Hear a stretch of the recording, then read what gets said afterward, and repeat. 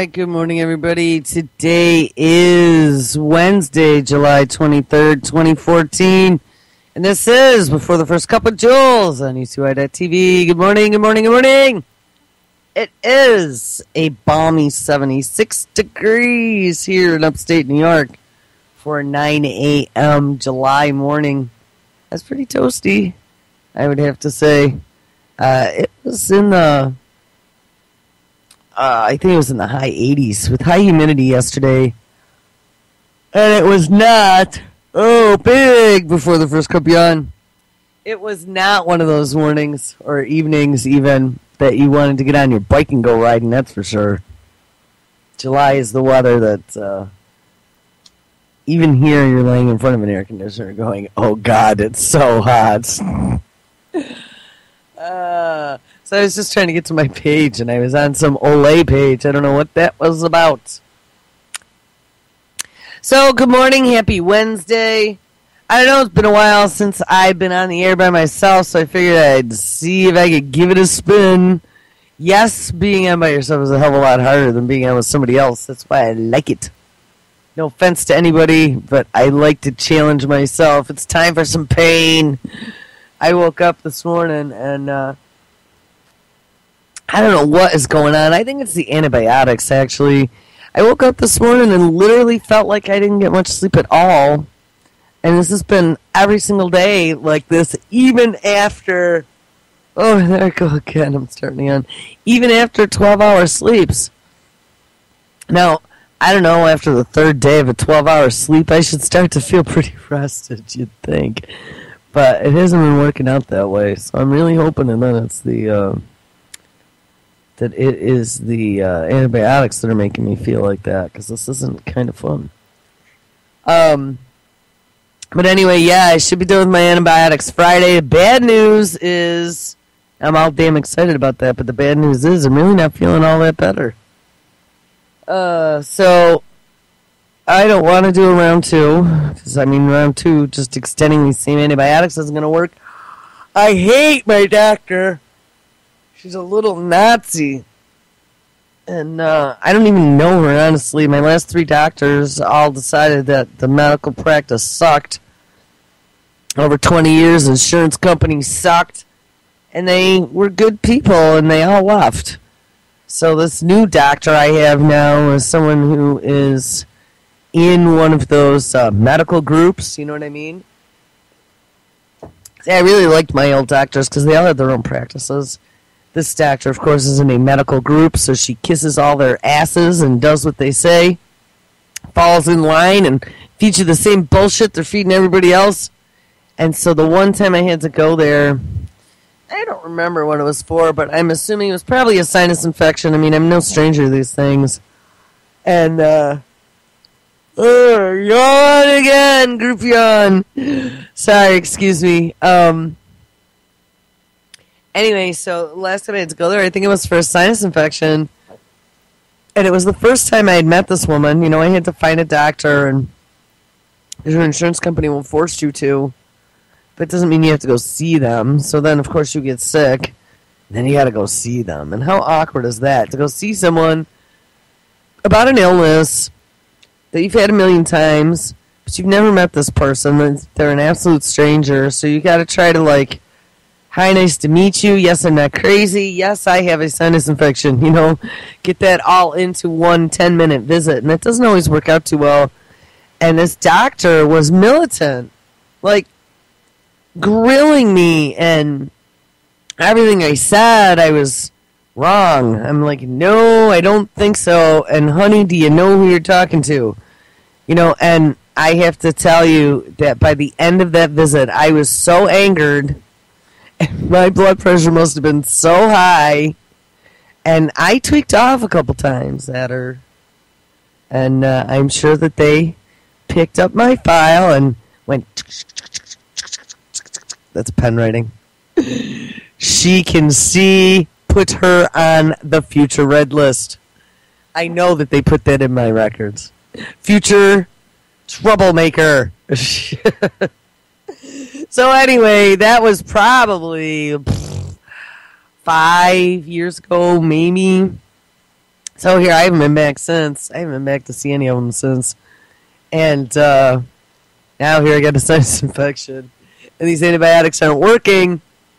So A, I'm probably going to have to go back and see the Nazi doctor. And B, the last time I went to see them, that was when they gave me one of these new Generation 3 antibiotics that almost killed me.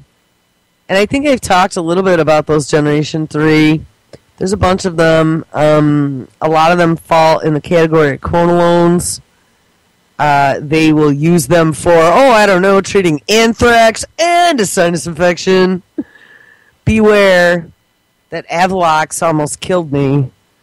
I had a really, really bad reaction. And I think I've mentioned this on air a few times before, but over the years I've discovered that my body is extremely sensitive to things, whether it be soaps and fragrances or medications or painkillers, like when you're in the hospital and they're get the freaking spinal thing in.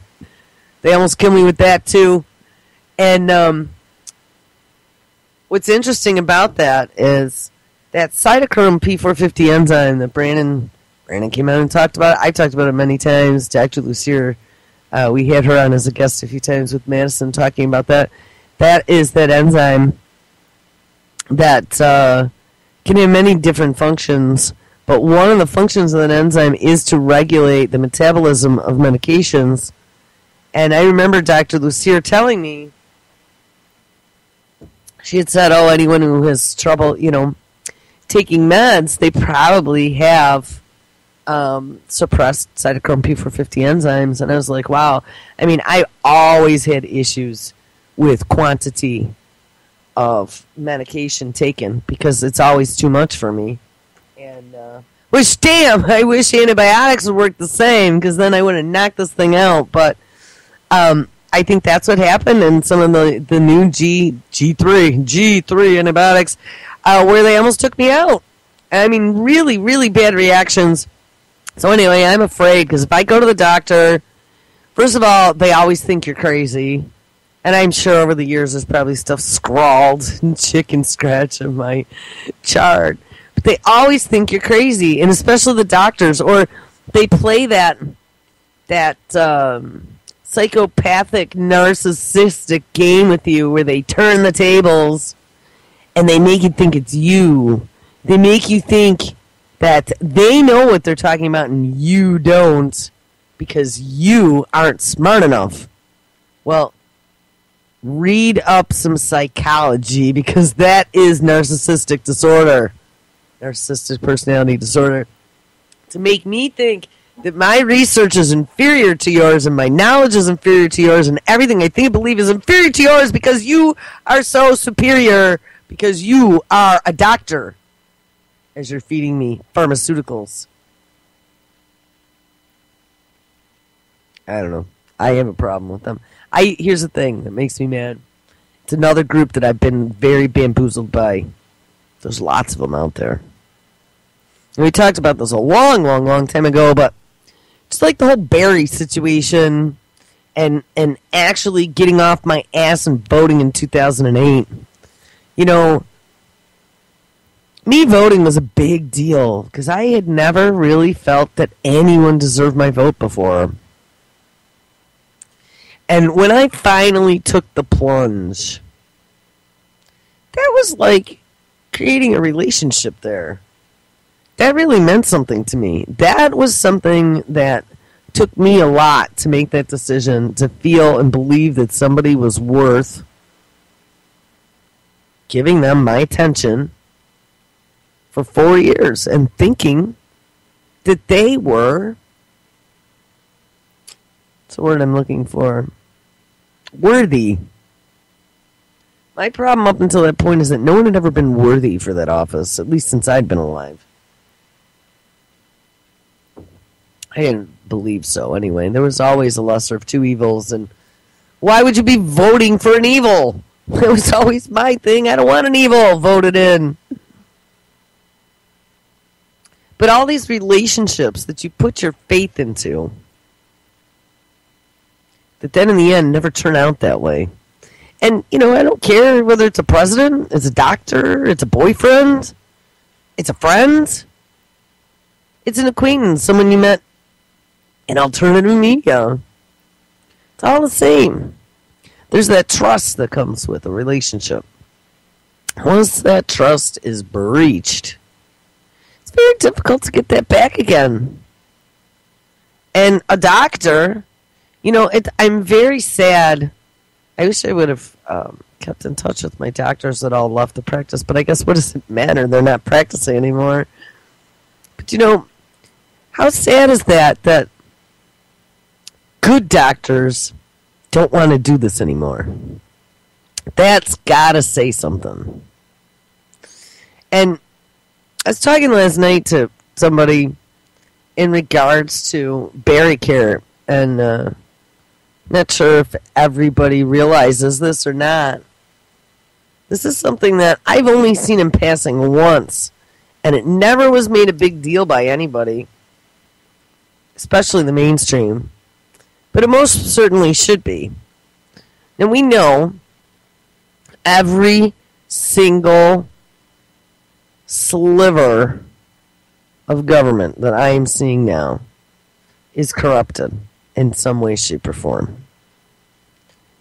Our federal government is just seething and drooling, and everything is about blood and greed. It's all blood money. All of it. They're all rubbing each other. It's great. Money is falling from the sky, along with children crying on the ground, watching bodies fall from the sky. Did you guys see that? There's a clip that won. Hold on. I'll have to get there. There was a clip that won, in my personal opinion, the most gory title of the day yesterday. Oh, holy shit. How many more videos did he do? Oh, damn it. Hold on. I gotta scroll down and find where I checked out. And it most certainly wasn't. Holy crap. Here we go.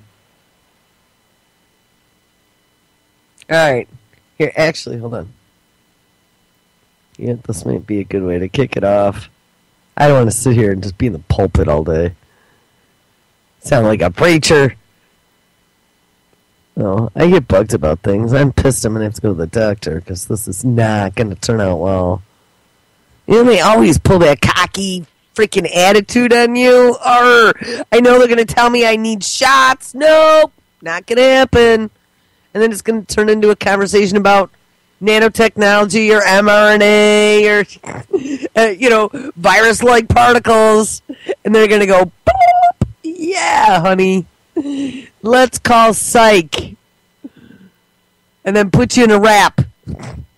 I'm afraid this is going to happen one day, so I try to tone it down, but sometimes I get pissed. Alright, here we go. I just got to turn off my little sound ticker. Alright, I think so. Pull myself in. And ring-a-ding-a. There we go. Alright. Nothing was playing in the background, so that's cool. Alright, here we go. This is really horrible. And I know, this is probably not good for like 15 minutes into the show and breakfast, but I don't even remember what I was talking about now because I've been so distracted, and yeah, that happens quickly in the morning. But, the goriest title of the day yesterday, at least for as far as I was awake, I thought, was this one. Witnesses say children were crying as bodies fell from the sky. What kind of world do we live in? And children are crying as bodies are falling from the sky. I was sitting here having like visions on that yesterday, just like chilling out, thinking about that title. And I was like, what post-apocalyptic novel are we living in right now? That we would have children crying, watching bodies fall from the sky. And as a matter of fact, I've seen a bunch of stuff, so I believe those are bodies that were sucked inside out. What kind of a horror movie is that? And that's just one small fraction of what's going on right now. There's lots of bodies falling from skies and splattering in corners during breakfast or playing soccer or who knows what.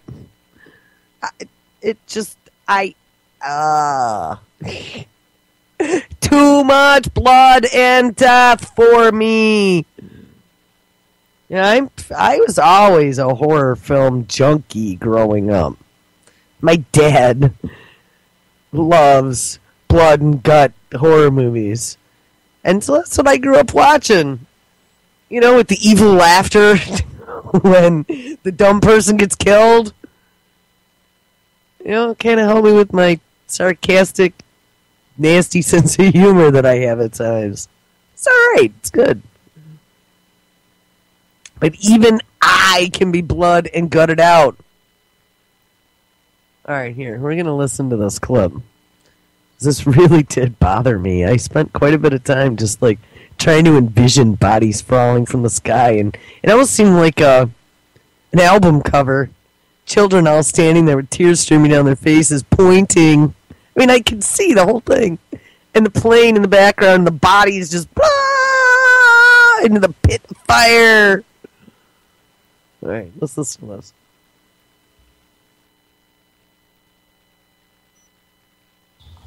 The debris of MH17 is scattered over a wide area. So is the trauma inflicted on local residents. In the nearby village of Rosipinha, the playground of an orphanage is empty and silent. The children who call this home have been sent away because on July 17 they saw too much. Valentina teaches here. She says last Thursday the children were all outside when there was an explosion. She says the children started screaming. These are dead bodies. Who is this? Valentina shows me where the body of a woman fell on the edges of the field where children were playing. Another woman came down nearby, and here she says the children saw the body of a boy hit the earth. She says they were terrified. Some screamed, some just sat and cried. MH17's cockpit now lies down the street. Valentina and other women who work at the orphanage have been coming here with pictures of children killed in the aircraft. They leave them toys, flowers for their parents. In this village, showered in debris, where people fell through ceilings and in yards, people say they will never forget July 17. For Nadezhda, the explosions, fear, and bodies were like memories of the Second World War. As well as trauma, people here feel relief, even gratitude, because no one on the ground was hurt by the bodies or the huge pieces of debris which fell so close to their homes. Near the main crash site at Prabova, residents prayed for MH17's victims. These people are living through a civil war, but even they never expected to witness death on such an extraordinary scale.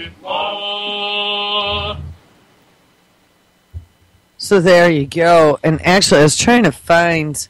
There was another story that I saw yesterday that reminded me when I was listening to him, is bodies were falling through people's roofs of their homes. What a horrifying scene. Now, I am not sure who is claiming responsibility if the rebels have come out. I haven't gotten that far yet. I believe they are, actually.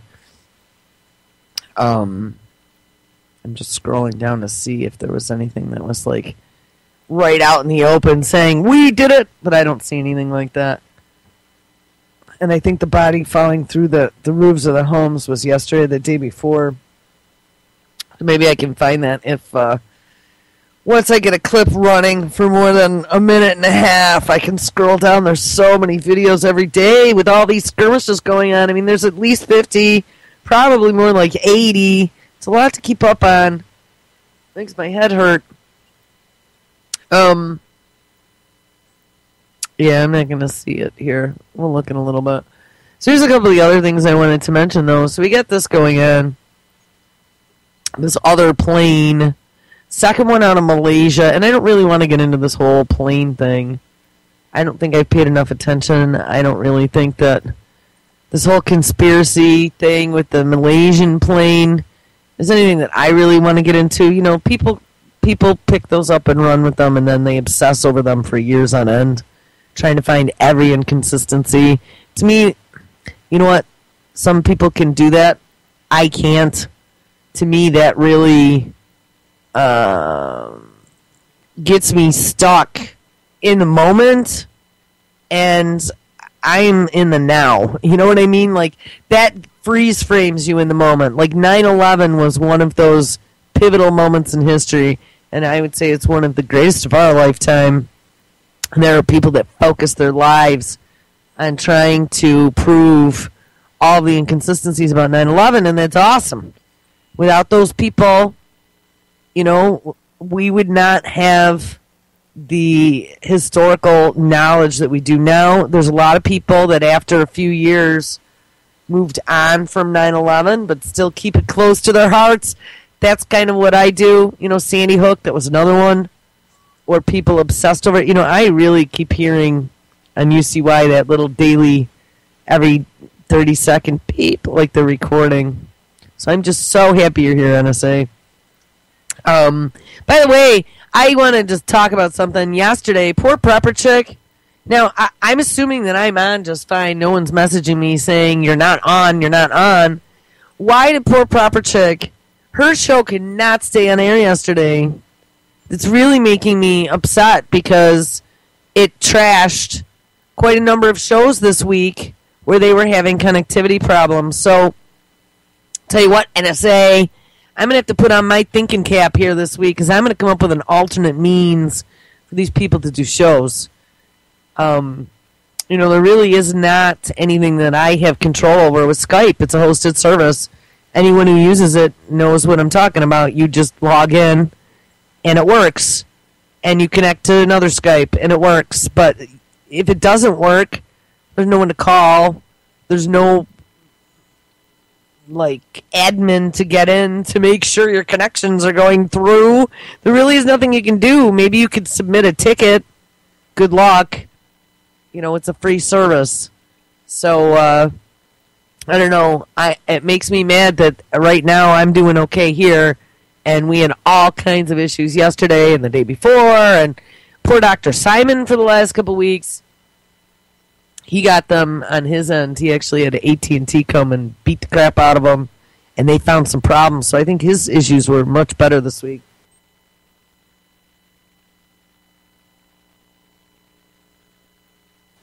Just be aware that much of this I don't think is my problem, and I'm going to tell you why. Because right now I'm on the air just fine. Now I know that this the Skype, though, has problems. Like me trying to get someone on the Skype, or them trying to call me, for some reason, it doesn't show up most of the time. You got to, like, drop messages back and forth a bunch of times for the Skypes almost to communicate. And then they go, oh, there she is. Let's send her these messages now. Anyway, I got off on a tangent. I don't remember what I was saying before. I think it was because I'd had enough to say. I've been talking about Ukraine. Oh, I know. About people picking up pivotal moments in history and dedicating themselves to learning about every single detail and trying to prove a conspiracy. And, you know, like I said, there are people who've picked up all these different events throughout at least like the last 25 or 30 years. And I know even further back, I mean, go back to, you know, Mr. Chococelli, JFK researcher. I mean, that is where he felt an affinity. And that is where a lot of his knowledge is. And people who have knowledge like that are so important to putting the puzzle pieces together. Because regardless of what it says in a book, what's in our heads and the research that we've done and the connections that we've put together are the most important piece. And that's why when we're gone, that is where the majority of the knowledge disappears. And I don't think we always realize that in history. You know, we read what's in the history book, but we know that that's not fully true. And it probably isn't even close to true. Right? It's been all manipulated by whoever won the game. So, anyway, I am not going to focus on these plane tragedies. There have been enough of them. This one, there were all kinds of rumors swirling. I know that there was a story yesterday, and actually maybe I can easily find it here, where they had kind of looked at, you know, and this is again another thing. So we had the mainstream trying to make out that people who were thinking that this was some sort of conspiracy were nutbags. And, you know, we very well may be. I don't discount that I am not a nutbag sometimes. I personally like being a nutbag sometimes. Anybody who knows me would know that. It's good for me to be a nutbag sometimes. And I hate to tell you, but most of the time I'm right. So, hey, if it's the nutbags that are right, then deal with it. No. Actually, a lot of the things that I've said and been all crazy about over the years, I have been right about. I think that bothers my mother. I think she doesn't want me to be right. She lives in that perpetual state of denial.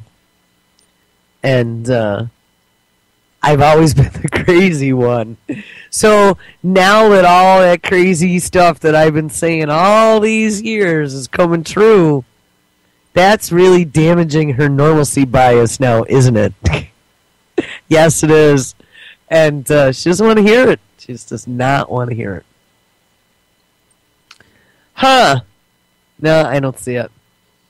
But wow, I did find some interesting stuff that we are going to talk about. There were a few other things just discussing planes. Did everybody see that for 24 hours they halted flights to Israel? Oh, no! But here's something that really, really made me go, what? You know, like the other day, we had all these virulent diseases just kind of floating around willy-nilly from the CDC in Ziploc baggies. And we're going, what? Ziploc baggies for transporting anthrax? Well, here's another surprise.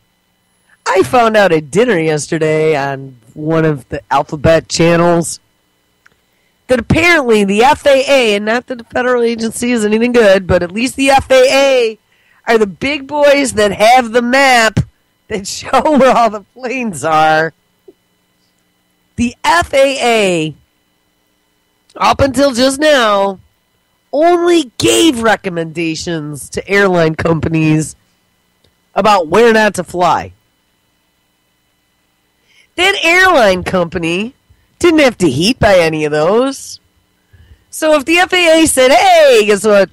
It really probably isn't a good idea to fly over the Ukraine as they're shooting surface-to-air missiles.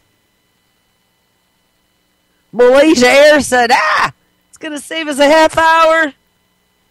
We'll be at 33,000 feet. Time is money.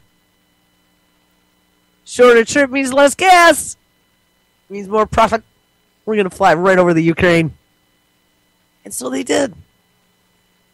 Now, when they were talking about this, I was like, well, the FAA, that's federal. Aeronautics Administration.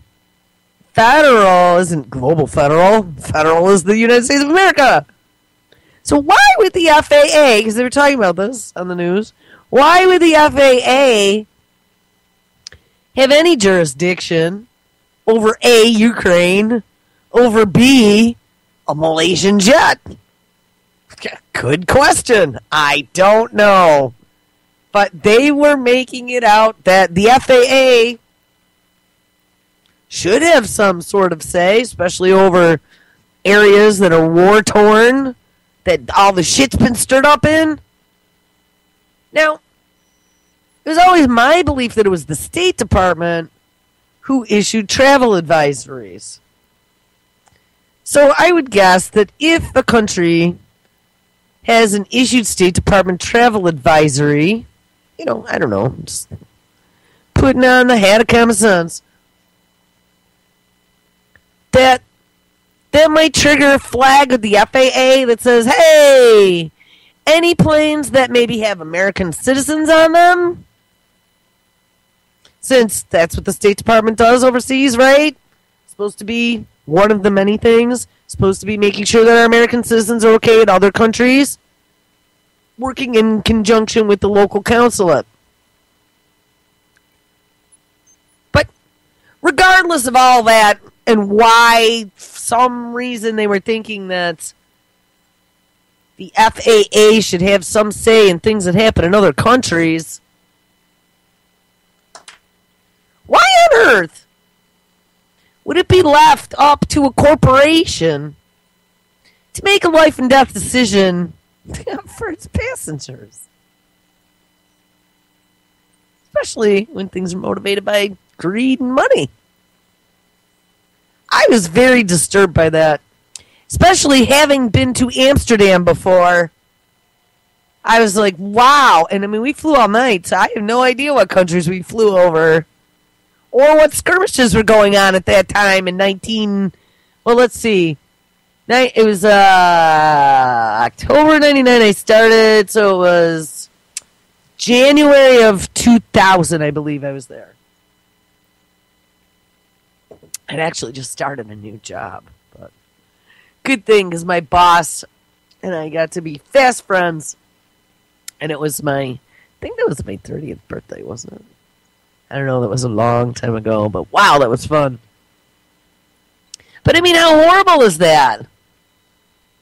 And the fact that they were allowing flights to fly over danger zones like that? And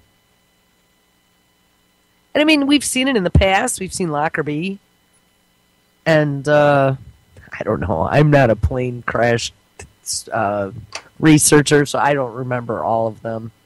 But I'm just saying, who would have known, just like the CDC allowing anthrax to be carried in baggies from site to site, who would have known that they were allowing planes to fly over war zones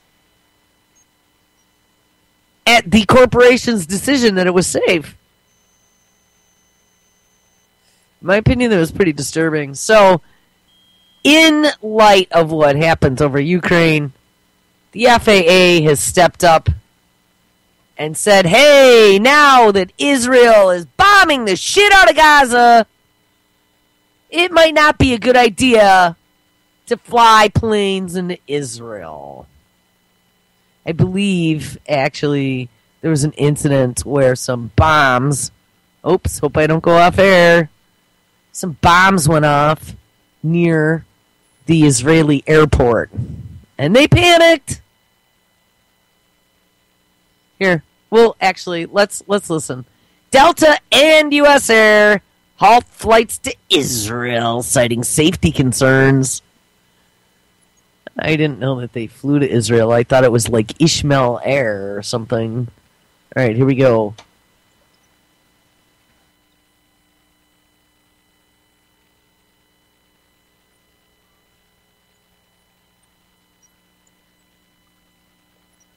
Maybe. Americans hoping to visit Israel are out of luck. Delta and U.S. Airways canceled flights to Tel Aviv's Ben Gurion Airport on Tuesday. Both airlines cited U.S. Federal Aviation Association concerns about safety. The decision came just after Hamas fired rockets into Israel, with one reaching the outskirts of the airport, injuring 2 people. It isn't clear at this point when they'll begin flying to Israel again. Oh, it isn't clear. Yeah, in the story that I heard yesterday, not only did it strike near the airport and injure 2 people, but it made it through Iron Dome. Dun, dun, dun. Yes. Iron Dome that we pay for to protect the homeland. I don't know. I have to say that the more and more and more and more and more I see, the more militant I get over this whole situation. And I am sorry to any of my friends that are Israel lovers out there because you are disillusioned. I, too, was formerly disillusioned for a long time, many, many, many years. I don't know how they did it to me either because I never knew. Well, actually, I talked about it. In school, I grew up in a little dinky town. And in school, we had one Jewish person and one black person. And they were the same person. And she was a friend of mine, too. She actually lived right up the street. We both played violin. We both were in honors, English and math. She was a friend of mine. But I didn't know anything about Jewish religion, nor did I care because it didn't matter to me at all. I first had my education in what it was to even be a different religion when I started college at UB, because it's a New York State school. It's a New York State university. Anyone in New York State can attend at a discounted rate. I don't know what the rates are now, but back in those days it was like $675 a semester. And it was a Class A world-class research university. Mind you, that was in the 80s, so I don't know what it is now. But most of those kids who came to UB were all Jewish from New York City. You know why? Because it was a damn great school. It was 800 miles away from home, so do all your running. You can get as far away from mom and dad as you want. Though it was a 45-minute plane ride home, it was really fast. From here to New York is easy. And they got the in-state rate. So they all came to Buffalo. And all my friends were Jewish. And I had never really hung out with anyone who was Jewish. So I got all kinds of education. They let me ask all kinds of questions. And none of them were religious at all. They all thought it was bullshit. They all ate hot dogs. They all had money. And they all traveled the country in the summertime to see the Grateful Dead. That's how it worked. But what was neat about it is that because I was in school studying, and I was getting an English degree, but most of what I focused on was religious literature, medieval literature. Had I stayed in there, I was going to get my master's degree in religious studies and then take it to the anthropology. I really wanted to be a female Indiana Jones, if you want to know the truth. Had I done what I was going to do, I would have been in some far-off country right now in a jungle digging, probably dying of some Marburg, Dengog fever virus. But no, I ended up not doing that. I still love it, though. I am a closet anthropologist. But I got distracted now. What was I saying? Oh, because I was really into studying religions and how they brainwash people, because that's really what it's all about. How they've managed to cause the most bloodshed out of anything in history in the name of some sort of goodness. In the name of some sort of imaginary being who thinks we should all love each other and be good humans. Yes, and go to heaven. Or some reward place, 30 Vestal Virgins, because we killed lots of people. I mean, how is that not twisted psychology? Kill in the name of eternal life. You know, I just really, from very early on, I found quite a disturbing juxtaposition in those views.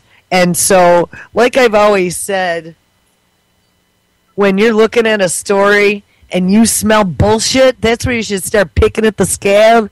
Religion, start to finish, is kind of one of those things for me. The whole thing all smelled bullshitty to me. And that's why I started picking at the scabs. And I did lots of global religions. And all of them, not all of them, I'll take that back, not all of them, but many of them had a very bloody history. Believe or we kill you.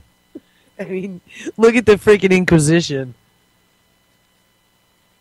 But I really didn't want to get off on religion, but I was talking about the Jewish state. So, wow, I even managed to remember what I was talking about. But I was talking about how I had been bamboozled, and I don't know how or where it ever happened, because none of my friends in college ever stood up and said, Israel's great! Actually, they all thought the whole thing was bullshit, and when they went home, their parents, a lot of them would make them follow the rules and do all this garbage, and they just weren't into that shit. They were 18 to 22-year-olds. What 18 to 22-year-old is into following rules? Not many that I know of. So since I didn't know anyone really growing up, except for my one friend who, we never even knew she was Jewish. I didn't know anything about the Jewish religion back in high school. And then my friends in college, which they let me pick their brains. I mean, I wanted to understand how they had a religion that didn't believe in Jesus and what they thought of Jesus. You know what I mean? Just because in studying the religious texts, they're so different, but they're so similar in their origins that I really needed to understand. And, I don't believe shit that I'm reading at times. I want to hear from the horse's mouth because everybody's got a different opinion and a different perspective and a different decoding of the facts. And that's the only way that you're really going to get the truth, is to look across a full spectrum, not just at one point of view. So I really enjoyed picking people's brains. But nowhere in there did it ever come out that, it was the homeland or anything like that. So my only source then for being bamboozled about Israel had to be the mainstream news. And I wasn't even a news watcher back then. I didn't give a shit about history. I thought it was boring. And I really didn't. I'm not going to be watching political crap on TV. I didn't even vote. So I just don't get where I ever got this impression that we should protect Israel. But up until I got bamboozled by Barry and somehow manipulated and cajoled into voting in 2008, up until that point, I was pretty status quo with my views about all that. And I even remember when I first started doing radio on the old network, that was one of the things on the very first show that I co-hosted on that they used to talk about a lot was Israel. And I remember I would get so mad at them because I was like, guys, you are just so anti-whatever. They're people like us, blah, blah, blah. Why are you picking on them? And I really, really, really, I remember, actually, I'm not going to say any names, but I remember the person who owned that network telling me that the SPLC was always coming after them and blah, blah, blah. And I really thought that these were paranoid delusions. I really thought that they were being mean and they were being, what's the word I'm thinking of? Not racist, but you know what I'm saying, like culturally racist. I really thought that it was them. And as the last 3 years have gone on, this has just been in the last 3 years of me paying attention, I really started to open my eyes to what is going on, not only with Israel and watching their bullshit story and their little narrative that they weave here and jump up and down and cry, pay attention to me. But the whole Middle East thing, like, I just cannot believe how damn brainwashed we have been to all this stuff that's going on there. And, I'm no dummy. So how did I get so freaking brainwashed? That's what I don't get. Like, how did they play the Jedi mind trick on me? Because the thing is, I'm one of those really annoying people that has 10,000 freaking questions and I don't believe things just because someone tells me.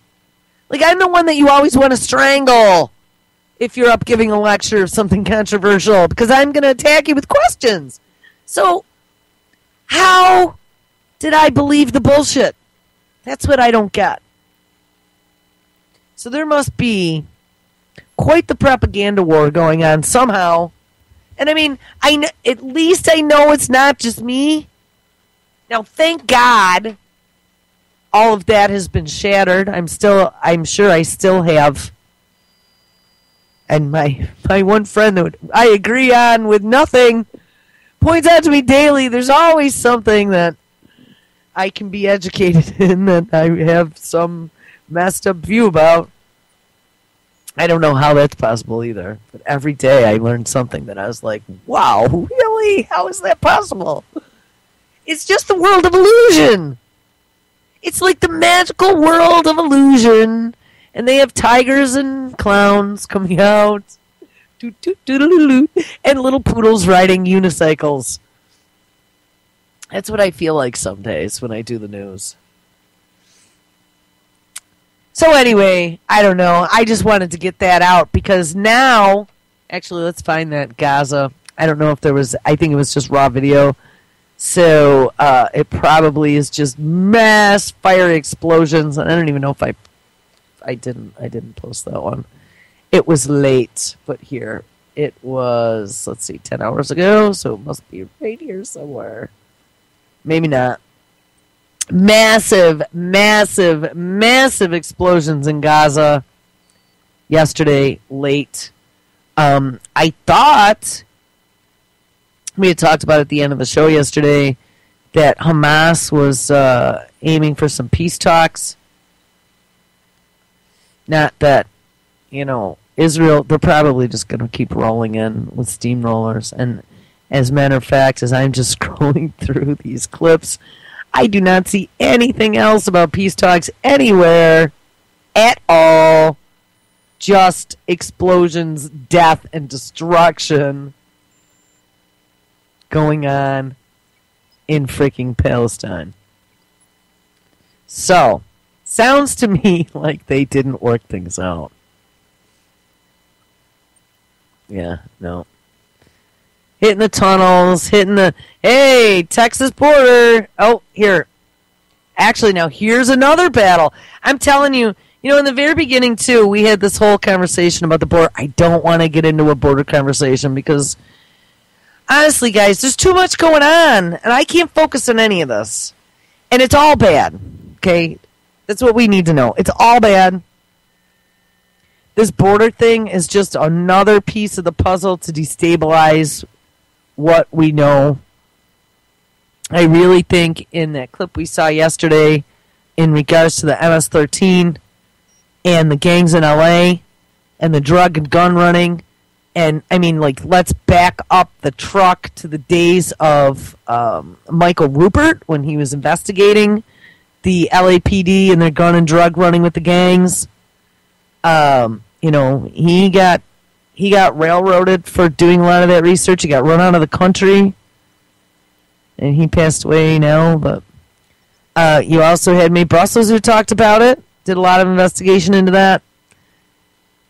We have Fast and Furious,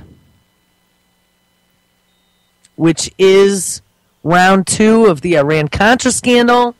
I was talking with Michael Hammy last night, and yes, that gun and drug scandal, that all the running that was going on over the Mexican border in South LA was part of the Iran-Contra scandal. And I mean, that's when I first really woke up. My very beginning foray into being rebellious in my thought and not following the status quo. Here's something very interesting that I just realized. The same person who got me into radio, who I did radio for, I'd actually known that person for 30 years. That was the same person that got me to be in his punk band in the early 80s singing backup on the Iran-Contra scandal song that we did. That got played on the college radio station. Wow! Huh. It was the same person. Guess he was a catalyst to make me a rebel. That's weird. I never realized that before. Yeah, so that game never changed. So this whole thing that's going on for drugs and guns and Fast and Furious now in these gangs, don't think that was just isolated to here. We were able to track that all the way back to Livia and Stevens getting killed. And again, the Iran-Contra, tracked that all the way back to Carter and Iran? I don't know. I didn't spend a lot of time in the Iran-Contras, but we have the Middle East. This is all we need to know. We had the Middle East and South America involved. And now we have the Middle East and South America involved. And lo and behold, we have terrorists and we have gang members acting as terrorists. And look it, they are running rampant everywhere. We have skirmishes going on everywhere. And according to this video that we heard yesterday, as we were arresting the MS-13 gang members that, we were supplying the guns to, and they were giving us the drugs, they would get convicted and then shipped back over the border and into South America. Anyone, you're saying, they did an interview with somebody, one of the local people down in Guatemala or wherever, and he said, yes, the gang violence is horrible, and if you come down and you say you're from LA, you might just be a little guy up in LA, but because you said you're from LA, that makes you a leader. And they have been taking this violence, this learned behavior, the slaughtering and killing and beheading, and sending that through generations now of South Americans.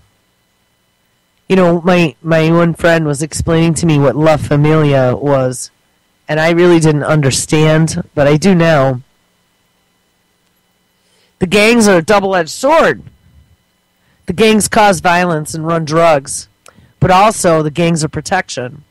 And especially if you're from a very poor family, the gang might be the one taking a lot more care of you than your family or the government or anything, for helping you keep your family safe, keep clothes on your back, keep what little food there is coming, and you are expected to pay with your loyalty, which many times will include, doing what they say. And that one kid was saying they had him beheading people and doing all this horrific shit.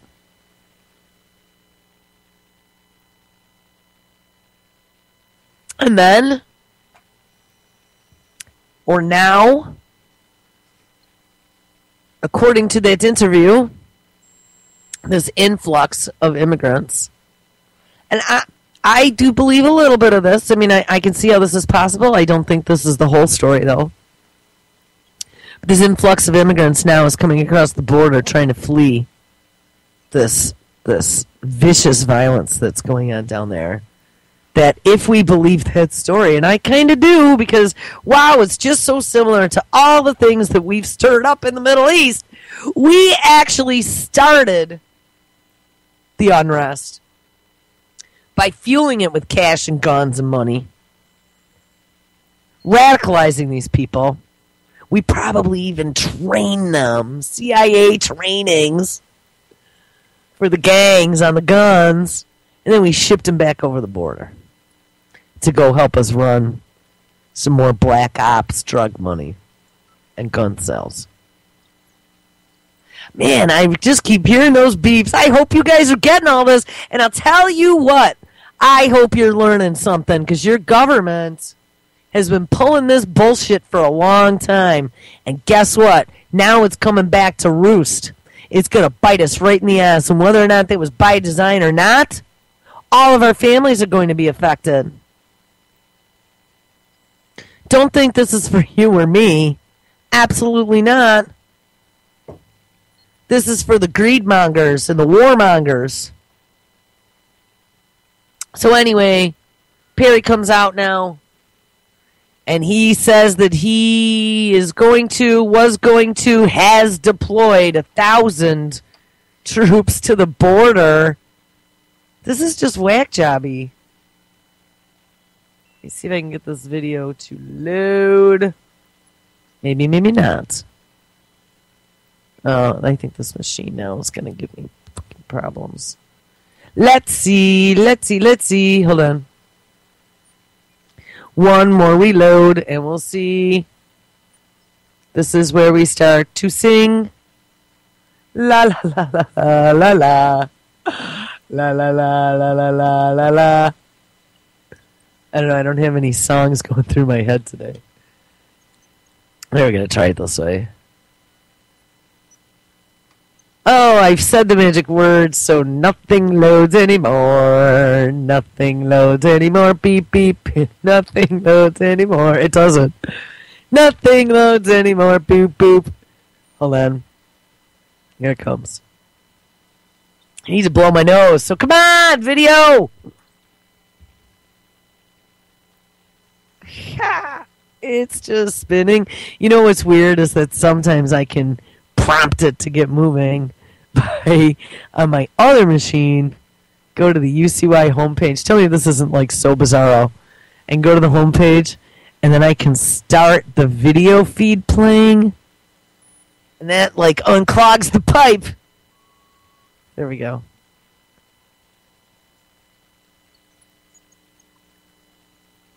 Latest on the crisis along our southern border. One of President Obama's harshest critics, Texas Governor Rick Perry, taking matters into his own hands, calling in the National Guard. ABC's Jim Avila has details for us from Washington. Good morning, Jim. Good morning, Robin. The Texas governor is putting more eyes and more guns on the border, but the Border Patrol says they're not needed because federal law prohibits the military from enforcing civilian laws. This morning, National Guard troops are on orders to mobilize, preparing to head to the southern border for what Texas Governor Rick Perry is calling Operation Strong Safety, with a hefty price tag of $12 million per month. What we're asking the National Guard to do is to be a force multiplier, to be there as a partner with the law enforcement. By next month, 1,000 National Guard troops will be there, but by law, they cannot make any arrests, instead acting only as a visual deterrent. The Texas general in charge confirms his troops cannot send immigrants back across the border or even use the weapons the Guard carries. We're planning on referring and deterring, so deterring them with a visible presence. The White House calling the plan merely a symbolic gesture. What we're focused on is making sure that we have the necessary resources at the border to deal with this problem on a sustained basis. On the border, no signs that the surge of thousands of undocumented immigrants, largely mothers with children or kids unaccompanied by an adult, is weakening. Jorge Ramos of our sister network Fusion demonstrated the danger of the last leg in the treacherous journey across the border, swimming the perilous waters of the Rio Grande. Ramos also traveling through the tunnels that others use to make the perilous trip. For many immigrants, this is the first glimpse that they have of the United States. This is it. The head of the Border Patrol telling ABC News he has other needs. It's not about detaining the child immigrants. They're giving themselves up. It's about where to put them, and neither Governor Perry or the Guard has offered any help with that. Robin? Okay, Jim, and in your piece we just saw Jorge Ramos of our sister network Fusion will anchor a special Edge of a Crisis tonight, 10 Eastern, from the U.S.-Mexican border. I don't know. You know, that's just another one of these stories that I just don't know what to say about it. You know, I don't know. I just don't know. We're in deep shit. That's all I know. And so, absolutely right, though. Here's something that's disturbing. So let's put National Guard on the border, but they're military, so they're not really allowed to do anything on homeland soil. But tell me if this isn't kind of a scary thought. Does that set some sort of precedence? I mean, do we typically call up National Guard on U.S. soil? I know people have been called up to National Guard, but my friends that were called up to National Guard actually went back to Iraq the last time. Is this something typical to deploy them on U.S. soil? I don't know, Cupid doll. Cupid doll for anyone who has anything to say about that, because that's something that I do not know. Posse Comitatus says that we can't, but does the NDAA break that? You know, I have no idea. Could this be the first step? Could Paul Perry be leading us down the path of then having to call the UN? Because now we've called the National Guard, which is a military force, who's really not supposed to and not allowed to do anything on Homeland soil. But hey, and the Border Patrol is overrun, and oh my God, it's a humanitarian crisis. Let's get that UN. Just a thought. I don't know. You know, they were showing that tunnel. He's like, oh, yeah, they take that path and they come through this tunnel and they go through the Rio Grande. Why aren't they, like, pouring concrete in those tunnels? That would be my first thought. And if they really, really, really, really wanted to stop this stuff, couldn't they do stuff like that? Like, obviously, a chicken wire fence, all you need is a pair of wire cutters, snip, snip, snip, and you're through. But freaking pouring 12 feet of cement in there would kind of fix them now, wouldn't it? I don't know. Lots of stuff that just... I get to the point where I don't want to pay attention anymore, and I think that that is intended. This normalcy bias. I want to crawl back into my dogma snuggie, Kevin. I get the dogma snuggie now. Some days I like the dogma snuggie. I get all warm and toasty in there, and I can sit and rock in my chair and make sure that I feel okay. It disturbs me, especially on so many fronts. We need to deal with so many things that don't have easy solutions at all. Right now, with all of these incursions, I guess you could call them, all over the world, there's a massive humanitarian crisis going on. I just saw a story about Ukraine and what deplorable conditions. Now, all the people that were displaced because of this big orchestrated, I don't know, what do you want to call it, melee going on there right now. Those people are living in absolute squalor. And let's go to Syria. What?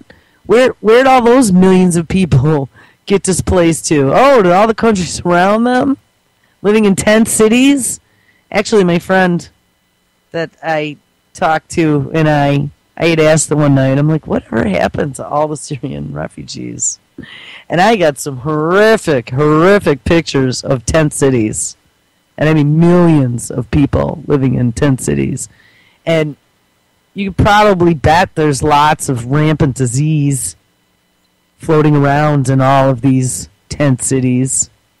Just as there have been rumors of diseases being carried across the border and now festering in these quote-unquote some sort of immigrant detention future FEMA camp locations. Right on the heels of finding out there have been all these massive breaches in CDC security, again, with all these virulent diseases just floating around willy-nilly. Nobody really taking any of them seriously. I know one of the chatters had brought up the pneumonic plague in Colorado a couple days ago. I don't remember who I heard, but somebody was reading the pneumonic plague symptoms and issues on air the other day. And what I did not realize is that pneumonic is actually more virulent than bubonic because it is airborne. And pneumonic, to me, would mean more like pneumonia, right? Something that used that type of, I don't even know, is plague viral or is it bacterial? I'm almost going to guess that it's viral, but I don't know that for a fact. Hold on. I had a story, because there are actually 3 more cases I saw of plague in Colorado. And now, and those of you who saw this in chat last night, I dropped it. But I saw 2 versions of the same story. One came out of the Daily Mail, which, like I always say, take that source for what it is. Sometimes they get good stories there. Sometimes the stories are spun up a bit, but usually the headlines at least have some truth in them. The other one was from Yahoo News. Again, take the source for what it is. I tend to look a little bit closer at Yahoo just because it is so mainstream that at least they got to have some facts right somewhere, right?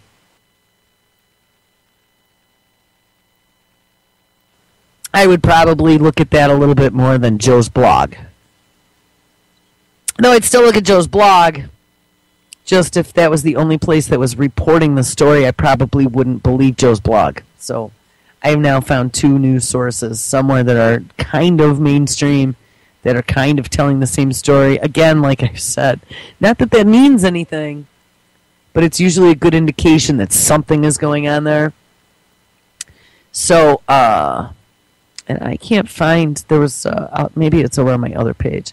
But I did find the story about the plague in China, and what is interesting about this is that I think this is bubonic plague. It's like I said, in our reading, we discovered that pneumonic plague, the stuff that's in Colorado, is actually even worse than bubonic plague, and they're not doing a quarantine. Well, check this out. This is what kind of caught my attention. Chinese city sealed off after bubonic plague death. 30,000 residents of Yumen are not being allowed to leave, and 151 people have been placed in quarantine after man's death. A Chinese city has been sealed off, and 151 people have been placed in quarantine since last week after a man died of bubonic plague, state media says. The 30,000 residents. Now, is this going to be what's to come, people? I don't know, but remember the story, because this is one of those things I was like, boop, boop, boop, boop, boop, boop, boop, boop, boop, boop, boop. Uh-oh. 30,000 residents of Yumen in the northwestern province of Gansu, not Ginsu, Gansu, are not being allowed to leave, and police at roadblocks on the perimeter of the city are telling motorists to find alternative routes. China's Central Television said. A 38-year-old man died last Wednesday, the report said, after he had been in contact with a dead marmot, a small, furry animal related to the squirrel. No further plague cases have been reported.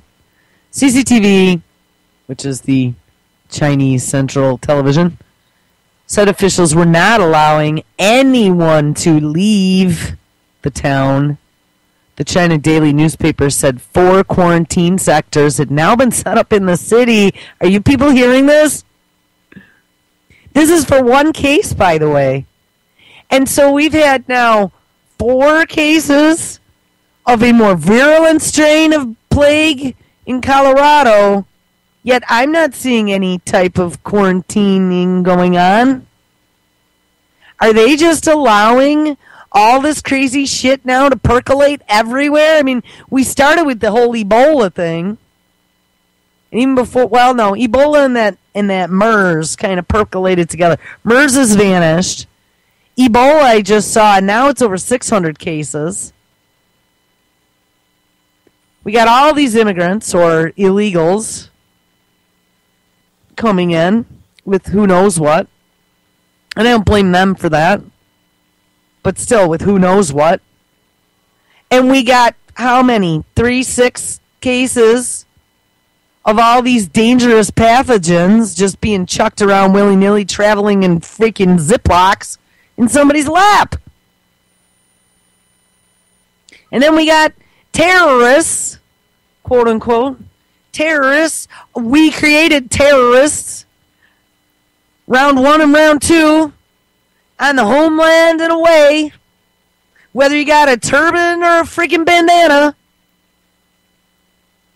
they're everywhere with all these dangerous pathogens. And oh, wait, didn't just before all this, scientists go out and publish multiple versions of how to genetically engineer bird flu and the flu of 1918 and I don't know, what was the other one? To make them like 98% effective at killing people? Yes, they did. And they published all that work in scientific journals for everybody. Because the world deserved to know. So I guess it is going to turn into my DARPA conversation. That's good. We got 45 minutes, so we'll get there. Anyway, I want to finish reading this bubonic plague story out of China. It's bacterial. All right. So the China Daily newspaper says 4 quarantine sectors have been set up in the city. Quote, the city has enough rice, flour, and oil to supply all of its residents for up to 1 month, said CCTV. Now, what? So they are under quarantine so bad that there's not going to be any food shipping in or out? Like, we got to make sure we got enough food in our city to supply the residents who are under quarantine for a month? That's a scary thought. Local residents and those in quarantine are all in stable condition. No further cases have been reported.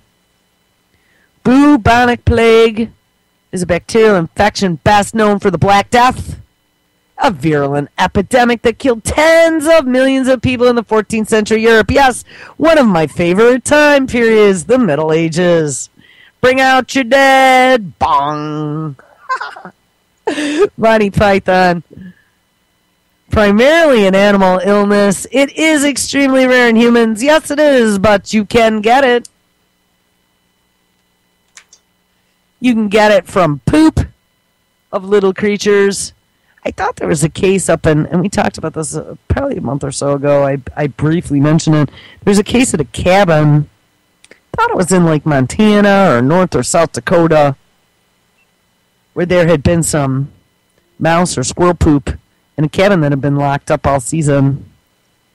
And some unlucky soul rented it and came in contact with it, got sick. I believe they did recover, probably with antibiotics. But it is very serious, and it probably takes some pretty strong shit, I would imagine. Oh, well, here we go. The U.S. Center for Disease Control and Prevention, the CDC, the same ones that misplaced, mishandled all of those other virulent smallpox, anthrax. What was the other one? There was some other really crazy. I was like, are you kidding me? You guys are just like chucking this stuff around. The ones who mishandled all these vials of horrible things that could be unleashed on the world. Says modern antibiotics are effective in treating plague, but that without prompt treatment, the disease can cause serious illness or death. And then there's a little notation. This article was amended on July 23rd. What? Yeah, it must be today. To correct the name of the Centers for Disease Control and Prevention. So I wonder what they were calling them yesterday. I will drop this in the chat for anyone who hasn't seen this story. So, again, the question remains, why, with the bubonic plague not being as virulent as the pneumonic plague, why do we have now 3 or 4 cases in Colorado and they don't have any quarantining procedures going on? Isn't that kind of a good question? Because I think it is. Not that, like I said, I'm for quarantining anybody, because I'm not. Or for locking down a city for 30 days with all of the residents. That's just crazy. And saying, gee, hope we have enough food to feed them all for 30 days. But they're not locking down Colorado, that's for sure. And think about it. Colorado's got a huge influx now of tourists. Isn't that just a great place if you wanted to create like a mothership and a whole bunch of typhoid Marys? Wouldn't Colorado be a great place to do that? Here we go, I found it. 3 more cases of the deadly form of plague found in Colorado. This was out of Zero Hedge. I believe this was already 4 days ago, so haven't seen an update on this. This is from the 19th. If this loads. Again, let's do the Jeopardy theme. Oh, here we go. They didn't want to hear me singing. It has been quite a week for geopolitics. Yeah, I read all the background. We had the BRICS. That's that whole Latin American nation. Actually, that's pretty important, too. While this is all going on, we have Russia, China, Brazil, India, and one of the South African countries all doing high fives, starting their own World Bank. That won't be participating in the U.S. petrodollar, I'm imagining. Make a note of that. I think that's kind of important. So, anyway, this is from the 19th, ZeroHedge.com. It has been quite a week for geopolitics. First, the BRICS openly defied the legacy-developed world system with the formation of a BRIC bank and the creation of a $100 billion currency reserve, promptly followed by the latest and most severe rounds of, yes, U.S. sanctions against Russia. We did talk about that last week. Barry's sanctions against Russia, in case it happened while you were sleeping, now prevents them from exporting any AK-47s, which in essence pretty much makes them now no longer available. Easy way to get rid of the weapons. Followed even more promptly by the tragic disaster of MH17. Yes. Another big fat distraction that could be taken for weeks and months, just like MH370 was. Anyway, followed by promptly the tragic disaster of MH17, which sadly turns out to be nothing more than another yet provocative attempt to unleash war and change the Russian-European energy balance of power. Yes, actually, they really are pushing lots of buttons and trying to taunt Russia into some sort of action or some sort of response that we can then point a finger at. And the thing is that Putin is actually kind of playing it cool.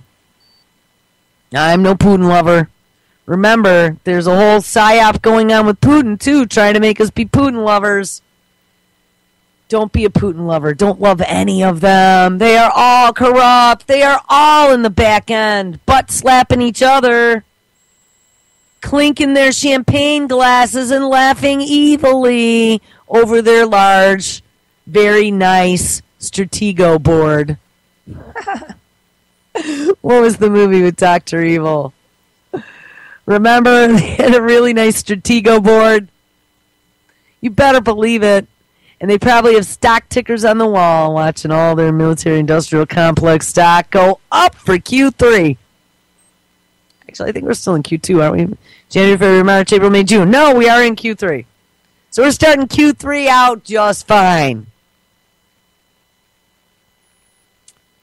And masked by a public fury at the death of several hundred innocent bystanders.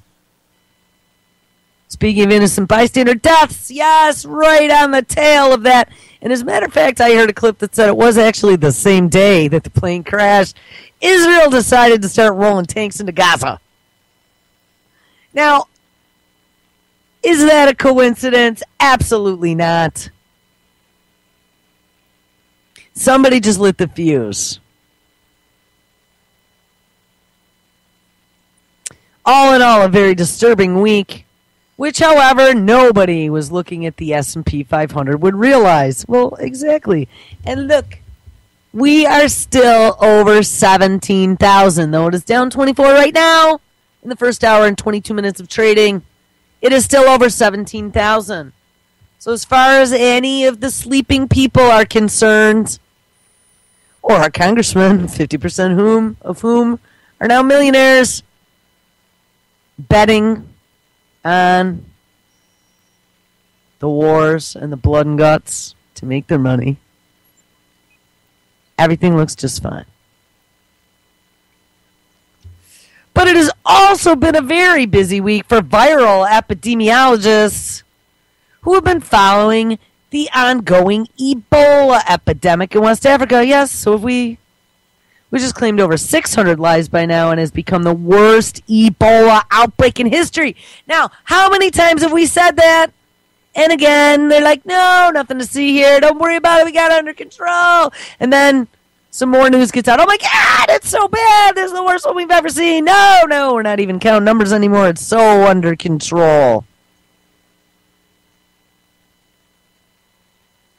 But wait, what may be even soon a bigger news story is what we reported a week ago, namely that a Colorado man is infected with the rarest and most fatal form of the pneumonic plague, an airborne version that can be spread through coughing and sneezing. Now, what is really important about that very section of sentence is that they've been talking about how to make the best bioweapon for a long time. And even back when I first started radio, one of the things that they were kind of tossing around and a few of the science magazines wrote about on how to make a good bioweapon would be using rabies and how to make it airborne. And there was an article, I believe it was either out of Discover, Scientific American, or National Geographic. I believe they all had articles in regards to the rabies virus and using it as a zombie virus, if you remember that.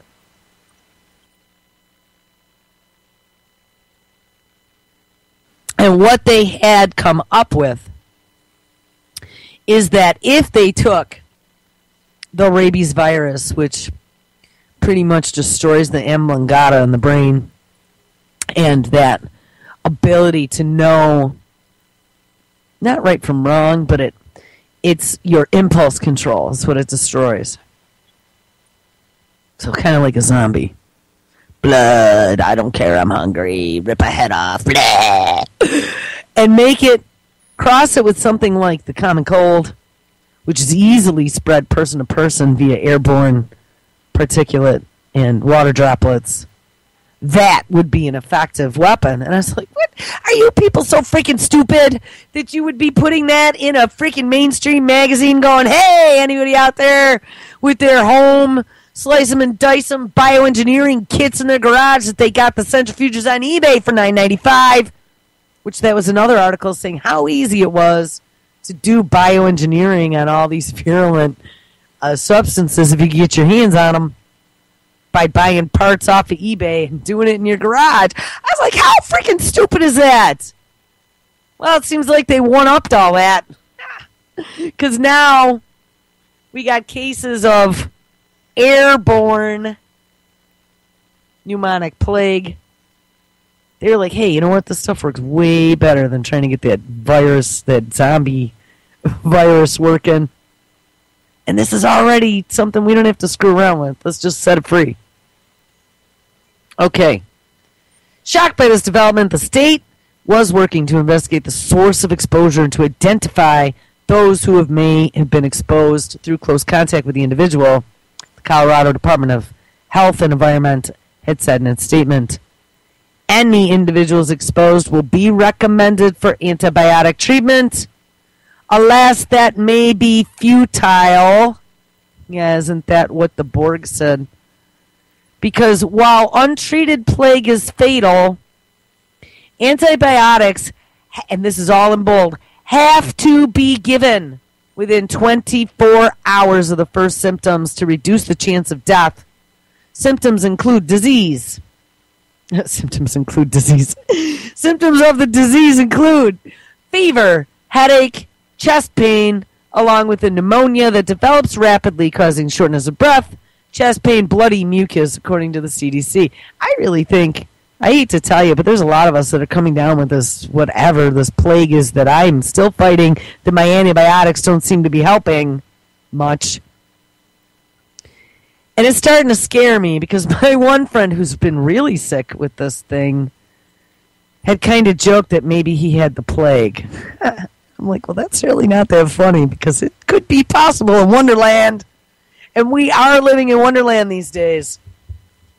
Now, even better, and this is going to be my lead up to the last half hour of the show, since there is no vaccine available for plague in the U.S., just like there's no vaccine for Ebola and a lot of these other virulent, 1918 flu that we just supercharged to kill 98% of all people, one can understand why the authorities are doing their best to prevent a panic. Now, like I said, preventing a panic I can see, but pneumonic plague is the worst of all the plagues. Bubonic plague just broke out in China, and they've quarantined a town of 30,000 people. Colorado is like the Nirvana of America, and as a matter of fact, even Amsterdam is jealous. And how interesting that MH17 was leaving Amsterdam. I don't know, that might just be kind of a psycho weirdo connection there, but it seems kind of interesting. I'm going to say that Colorado is where the new second government headquarters are supposedly set up now, aren't they? Just saying. Not getting anyone freaked out, but I'm saying pay attention. Get N95 masks if you can find them. I just had, last time my husband ran out, I had him get me another 30-pack. Get some silver. Start taking your vitamins. Start taking your greens and get your immune system up. And that's why I'm kind of scared that I can't get rid of this, because that's what's going to kill you first, is a depressed immune system and being sick. You want to be in tip-top shape if we have a pandemic, because you're not going to like the solution. Oh, sure, there's going to be a cure. Trust me. There will be a cure. These will not be uncurable diseases. But you're going to be version 1.0 in a horrific DARPA experiment. Anyway, since there is no vaccine available for plague in the U.S., one can understand why the authorities are doing their best to prevent a panic. Colorado officials recommended that pets are kept away from wildlife, especially dead rodents. The plague can be spread from animals after a large die-off of prairie dogs, and I think that's where this came from. When fleas with the bacteria seek new hosts, according to the state. My mother was the bug lady for many, many years. She was an entomologist who identified bugs for a pest control place. She was really good at it, too. My mother's always had a green thumb, so doing the bug thing was just a natural progression. We always used to call her the bug lady. But one of the things that I know, having my mom as a former bug lady, is that July to August, at least here in New York State, is high time for fleas. And if you have pets, you probably could even let your pets out in the backyard up through mid-July without having to really worry much about fleas. Now, I don't know, depending on whether the winter was warm or cold, will determine when the flea problem gets worse, more worse than others. But typically, mid-July to August is when fleas are rampant in the lawns. So how nice that we have these, and I mean, that is how it spread. That's even how the plague spread throughout medieval England, was on the fleas that were being carried on the rats that were infected. But when I start looking at stuff like this, wow, does this start screaming to me Plum Island-esque spreading of things such as Lyme's disease. And, I don't know, mysterious pterodactyl-sized genetically modified mosquitoes showing up in Florida. I thought I just saw now there's a big outbreak of not only dengue fever, which I thought that was happening in Brazil, the World Cup, but then there's that Chucamunga virus, or however it's said, that again is another disease that's being spread by mosquitoes. Just seems like there's a lot of diseases spreading around right now. Since there is no vaccine available for the plague in the U.S., one can understand why authorities are doing their best to prevent panic in Colorado. Officials are recommending residents keep pets away from wildlife, especially dead rodents. Plague can spread from animals after large die-offs of prairie dogs where fleas with the bacteria will seek new hosts. The message we are trying to get out is that the plague bacteria is present here in Colorado, and you must take necessary precautions to avoid getting infected. Now, the scariest thought is fleas are everywhere. You know, you can get a flea bite while you're sleeping anywhere. Fido can be the one that carries the infected flea. And the bacteria that Fido is carrying in that one single flea is an airborne pathogen. That's a frightening thought. Alas, the message appears to have not gotten out in time. According to Bloomberg, things in Colorado are about to get worse as 3 more plague cases have been found in Colorado. A week after the first infection of the deadliest form of the disease was reported in the state in a decade. The man initially reported with pneumonic plague on July 11th is hospitalized. 2 of the new cases also had pneumonic plague, while the third has a milder form. All 4 cases may be linked to the original man's dog, which the poor dog died from the illness, or they may not.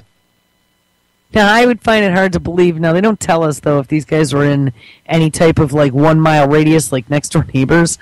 But have you ever seen the size of a flea? I'm going to guess it was not Harry the circus flea that bit all 4 of those people. I'm going to guess that they were all different fleas. Come on. It was the same flea. And we know that because how? He sent us an email.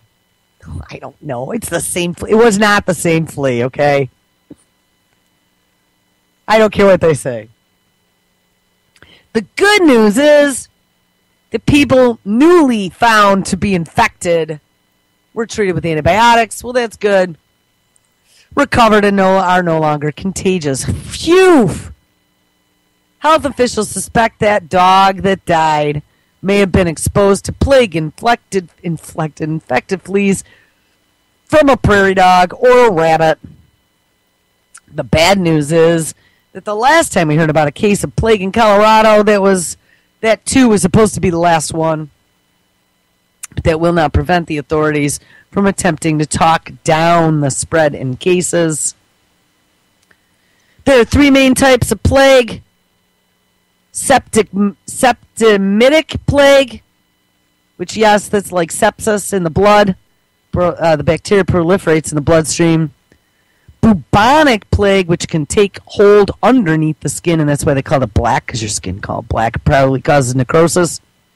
And pneumonic plague, the most serious, that can be spread through coughing and sneezing, and occurs just like pneumonia when bacteria enters the lungs. Plague in all of its forms usually infects an average of 7 people a year in the U.S. Well, good, we already got 4 down. And it is mostly found in the western United States, Arizona, New Mexico, Colorado. The disease is transmitted by fleas which pick up the bacterium from infected animals such as chipmunks, prairie dogs, ground squirrels, mice, and other mammals. Now, I have chipmunks and what do they call it? Those little chubby thingies that live under my shed. Woodchucks around my house. I probably have 7 or 8 between the 2. And all kinds of squirrels in the trees. And I live in suburbia. So I'm guessing in Colorado, where there's a lot more trees and nature, that they probably have a lot more wildlife out there than I have here. What about 4 cases? In any event, we are confident that along with a surge of other tragic news from around the globe in this past week, this too will at most send the stock market to even higher all-time highs. Of course it will. Because guess what? They're geoengineering tobacco plants. Oh, we got to look at this. They're geoengineering tobacco plants to take in virus-like particles. We talked about this the other day, which are genetically modified with some sort of crazy nanotech to then be injected into you and your children when there is no cure. And a lot of people are sick.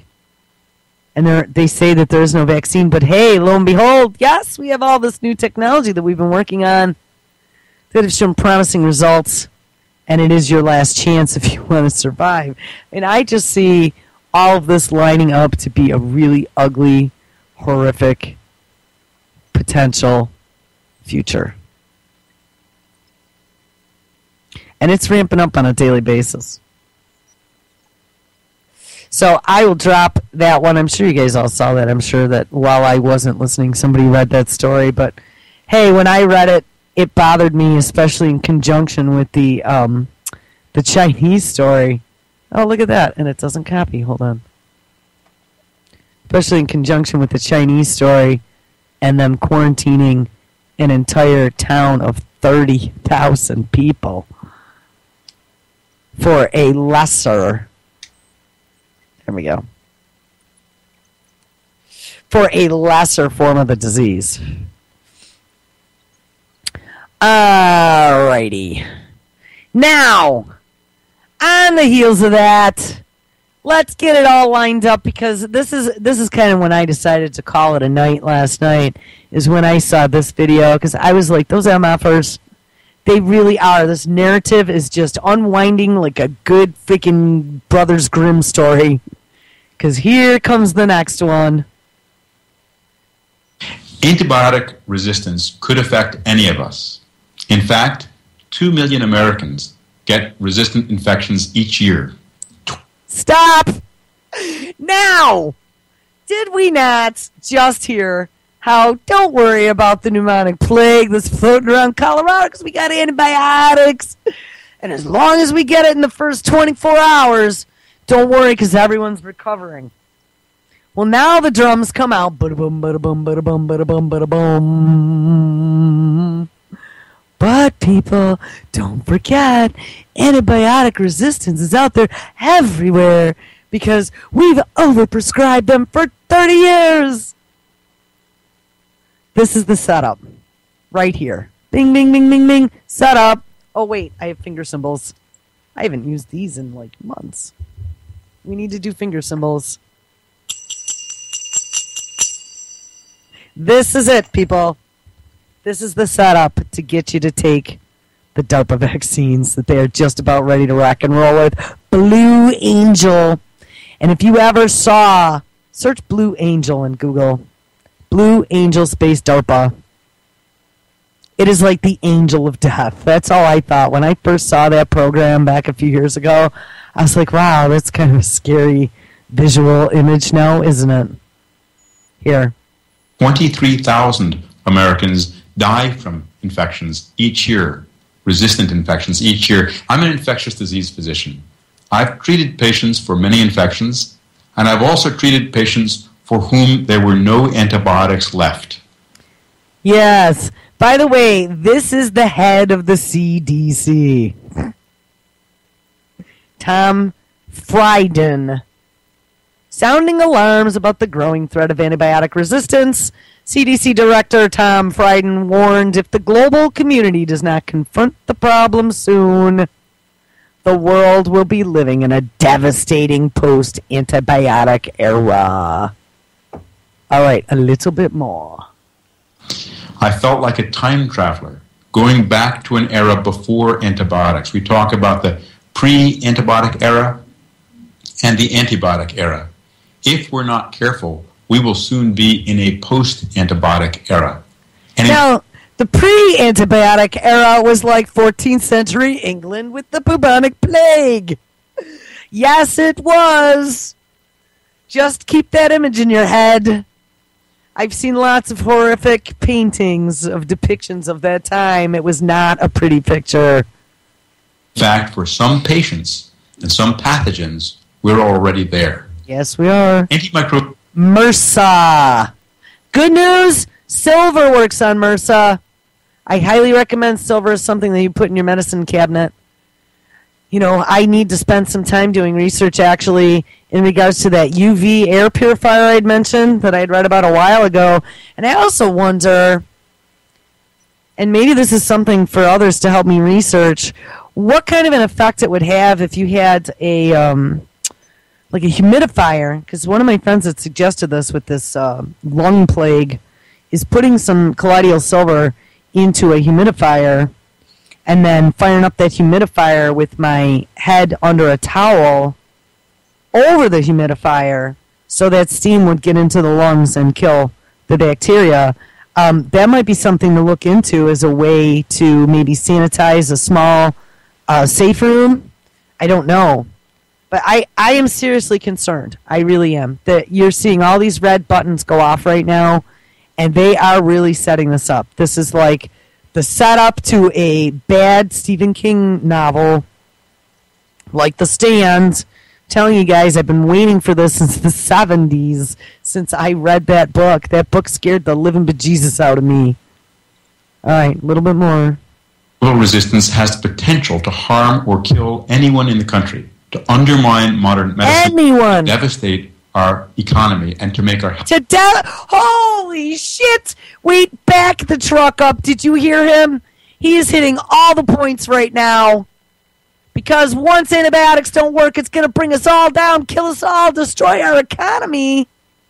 Set up. Bing, bing. Wait, I think we need even more than finger symbols. Ah! We just found the mother lode. All right, we're going to hear that one more time. Resistance has the potential to harm or kill anyone in the country, to undermine modern medicine, to devastate our economy, and to make our healthcare system less stable. Every day we delay, it gets harder and more expensive to reverse it. It's not too late. We can shrink the numbers and control it. If we don't, then common infections like urinary tract infections may be very difficult to treat, and we may be, many of us, where I've unfortunately been in that time machine looking at what a world was like before antibiotics. Did that not give you chills? Because I know it did for me. They've been talking about antibiotic resistance for a long time.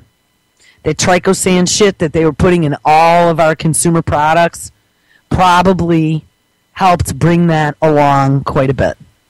They now find that trichosan is a hormone disruptor and has all these other effects in the body. It's showing up in urine and in breast milk and all this other crazy shit. So they pulled it out of a lot of the soaps and toothpastes.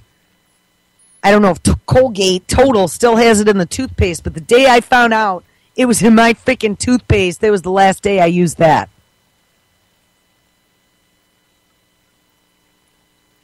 But one of the other things that we've discovered is that an overuse of antibiotics has also decimated our gut flora. Our gut flora is a lot of what helps keep us healthy.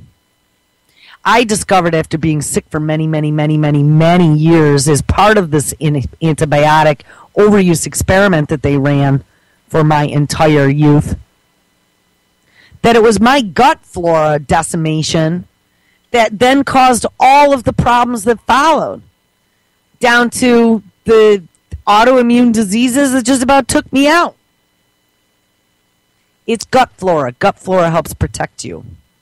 Vitamin D3, that helps protect you as well from getting ill to begin with. Boost that immune system, because that is going to be our one weapon in all of this. And again, we're getting way down to the end of this. I want to maybe just touch now. Let me get over to before the first cup. All of the stories that I'm going to hit right now, if you want to look into any of the research, are below the chat on the Before the First Cup page. UCY.TV/BTFC Before the First Cup. But I had started posting stories again the other day in regards to some of these new, frightening, universal-esque vaccines that they've been working on. And again, I need to, what's so sad is that by the beginning of the show, I don't have the mental capability because I'm still trying to wake up to talk about all this stuff. And then I get off on tangents, and then I get to where I'm ready to rock and roll, and now I got about 10 minutes left in the show, so I probably can get through some of those. But this really needs to have a good 2 or 3 days dedicated to looking at all this stuff. There's a few things that are being worked on, all being financed by DARPA. What's interesting is that the one group of geoengineered, quote-unquote, vaccinations that are being worked on are all being worked on in Europe, it appears, with DARPA money and European vaccine companies. And we know that over in Europe they have lots of different standards. There are things that can go on in Europe that aren't necessarily allowed here unless, of course,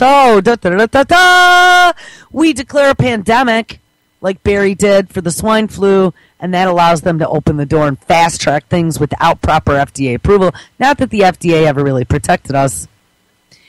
Actually, here is a clip that I posted out here that I don't think I ever played on air. If we can get there, and now I just have a big white screen. We're going to see if I can sing. La la la la la. La. Sometimes if I sing it works. La la la la la la. La la la la. All right, here it comes. Hurry up, let's load. Do. It is titled More Than 300 Deadly Vials of Germs Found. Now, you guys remember the count being up to 300? This is just from the other day. Here we go. It turns out a search at the National Institutes of Health found more than 300 unrecorded vials of... Stop! National Institute of Health? What? This isn't the FDA or the USDA or the CDC. Now it's National Institute of Health? Aren't they in the middle of the brain project too? Isn't it convenient that all these people, all these organizations are all part of the brain project? And oh, what? In the same headline, they're mentioning massive layoffs in Microsoft. Oh, wait, they're another part of the brain project too. What do these DARPA vaccines all have? Oh, nanotech? Nanotech? And mRNA? And what did Jules discover in doing her research? This mRNA, this fancy RNA that they're putting into these European vaccines that are DARPA funded, that go in and actually reprogram your DNA to recognize a new pathogen. It's a new way of doing vaccines. What else is mRNA used for? What Jules found in her research, that mRNA is also something that's used in the brain to help retain and delete memories. Oh, yes, it is. It is, people. We'll get there. All right, let's listen to the rest of this. So the National Institute of Health found over 300 vials of deadly germs now protected. Highly contagious viruses and bacteria. The Food and Drug Administration says they were in a building. It is used for decades at the NIH campus in Bethesda, Maryland. It's already known that 6 vials of decades-old smallpox virus turned up at the same site. And what's in Baltimore, Maryland? Oh, I don't know, NSA headquarters? What, Johns Hopkins University, where they're doing all the brain scans? Oh, my goodness. What an ugly, disgusting, horrifying web we weave. Guys, I should write a fucking novel on this stuff, because you know what? It would be a 1 million copy bestseller. Except that it's all fucking real. I think they hired Hollywood to write this shit.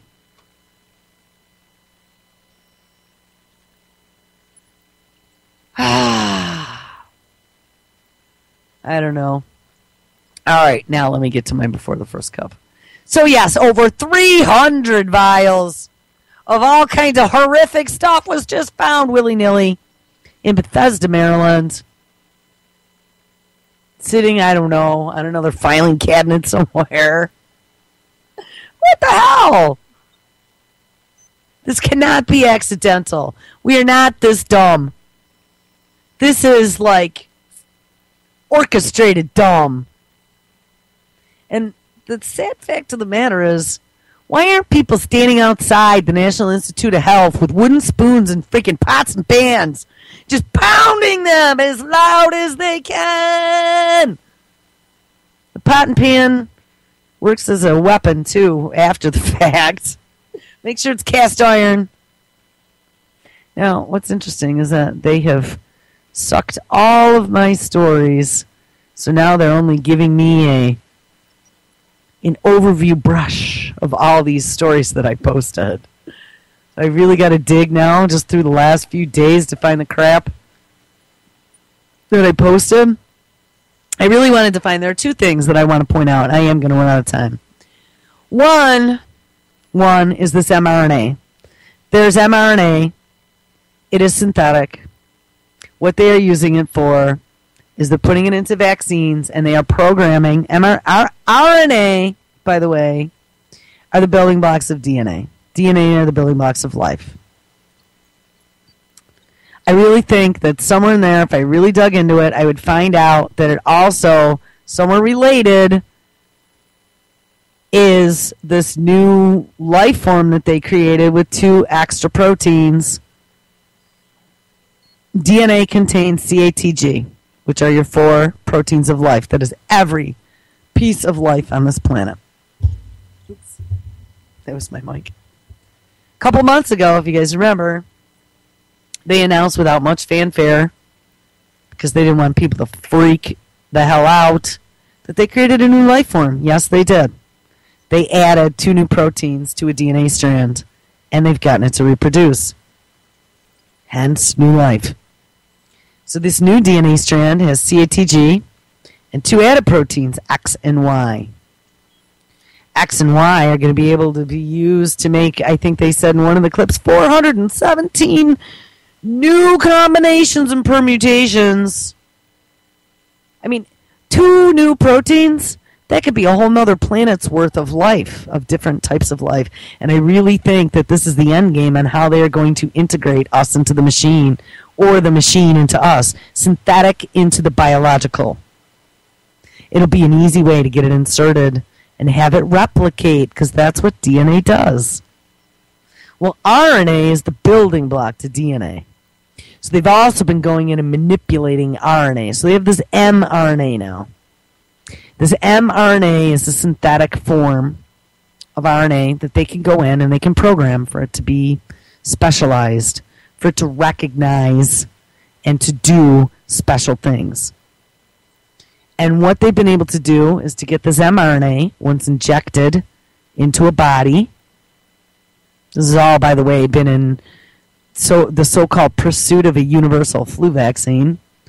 They will take this modified RNA, they will inject it into a body, the RNA will go into your DNA, and it will reprogram your DNA to recognize whatever has been told as a pathogen. So in the old days, they used to have to inject us with an adjuvant. That adjuvant would go in and irritate your immune system. While it was irritating your immune system, it creates an immune response. When it creates an immune response, and especially an overly active immune response, that's what causes the lasting memory in your immune system, at least by theory, using an adjuvanted vaccine. Used to be some sort of aluminum spinoff, I don't know, aluminum sulfate, aluminum nitrate, aluminum something. In the rabies vaccine, I've talked about that many times. That's where I got into all this, was my cat's cancer and them telling me that 3-year vaccine in the adjuvant is what was causing the sarcomas in animals, which is why they give the injections now in the leg and not in the back of the neck. Then we had the squalene. Now they're working on these new mRNA vaccines as well as these VLPs, which are these virus-like particles. That's the other set of DARPA research. Now, I discovered something very, very, very disturbing yesterday. Though the mRNA, I have not seen yet, is being spread out across the populace.